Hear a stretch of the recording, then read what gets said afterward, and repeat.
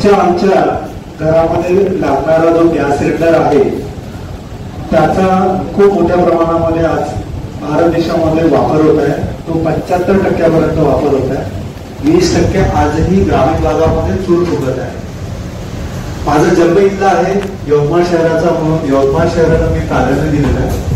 आणि या यवतमाळ जिल्ह्यामध्ये मी गावोगावी फिरलो असंही म्हणता येणार मला. प्रत्येक गावामध्ये आपले नातेवाईक आहेत. जेव्हा आपण नातेवाईकाकडे जातो तेव्हा ते फक्त चहा किंवा आपला पावसाळ करण्यासाठी गॅस सिलेंडर वापरतात. पण बाकी वेळ जे आहेत ते आजही चूल फुगत आहे.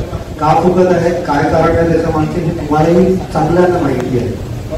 मला त्या भागामध्ये जायचं नाही, कारण की आपला जो वातावरण आहे तो राजकीय वातावरण आहे आणि त्याच्यामध्ये मला प्रकाश टाकायचा नाही.